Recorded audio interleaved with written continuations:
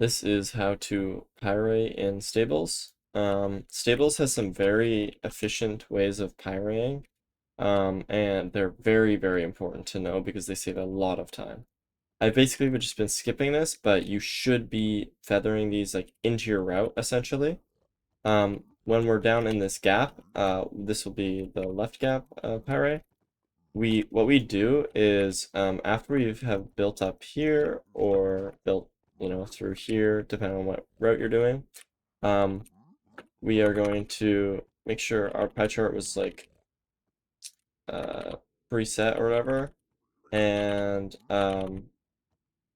so I can just do this, and then as we're mining this gold block, we're basically doing single border pyrite. So I cross this chunk border here, and we can see that it loads. But if it didn't load, then I would raise and then cross this chunk border back here. And if it loads when I cross this chunk border, obviously it's facing the opposite direction. But if it loads when I'm over here, then what we do is when we're mining up here, we drop 1, 2, 3, 4 again and raise 1, 2, 3, because that means we just don't know whether or not it's this way or this way. So we have to just like rescan again, and then we have this other single chunk border here, and then we can like raise and go back that way, and that should cover most of your bases. If you need to diagonal pyrade, then it's kind of annoying, but you can go to this corner to diagonal pyrade if you want. So the that's like what it is for that gap, and then obviously for right gap, it's just the exact same thing. I don't even know why I clarified. It's literally just the exact same thing. Yeah. Sometimes you have to mine like an extra block here, but it doesn't really change anything.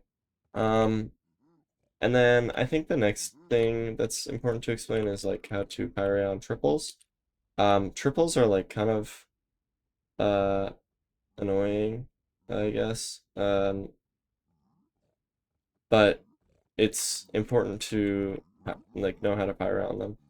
So if I was to do a double triple route, then I would have the right triple and then the middle triple obviously to use. And we can see that this chunk border kind of just is here.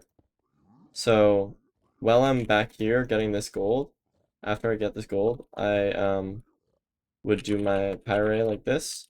Of course, like this map still is loaded, but in theory, um, you would do your pyrite here, and then you'd cross this chunk border here as you come out of the pit, and then as you run over here, you cross this chunk border as well. So essentially, this is just a chunk corner because you cross this one and then you cross this one. And so if you're doing a right triple, it's actually really easy because you just have that 1, 2, and then obviously once you're over here, at any point in this entire zone here, you can raise by 1, and then you'll come back and you'll cross this chunk border and you'll see if it loads, and then you'll cross this chunk border and see if it loads.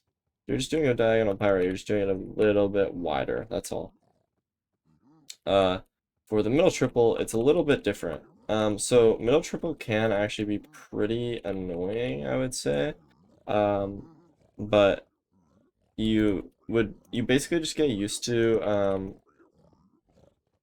noticing you're at middle triple, and then what you should do is uh after you mine this this gold here, um you should like raise your render just so that you're like on 4, and then you cross this chunk border as you're running over here, and then you cross this chunk border as you're running over here. And so um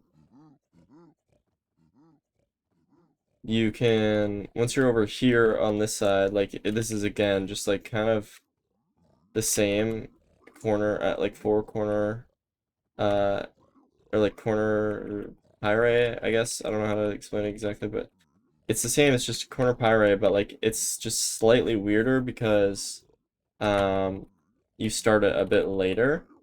And also, I believe this chunk border can be 1 block different, and it can be like 1 block farther. And if it's one block further, then you just have to go all the way up here to do it. But you can still get the corner pyrite to work. It's just like slightly more difficult, I guess. Um, so yeah, that's with what you do with middle triple. And then obviously left triple, it's just like whatever, but um I think it's really important to know how to do these because they inform your pearl hangs. So, for instance, if you are at the gap here and you get a pyrite out that way, then you might want to just pearl hang right away out there. Or for here, if you get the pyrite or pyrite out this way, then you obviously are going to want to pearl hang out there when you're grabbing these chests. So yeah, it's really important to understand these kind of stables. Pyrays, they're actually not that complicated. And yeah, that's pretty much it.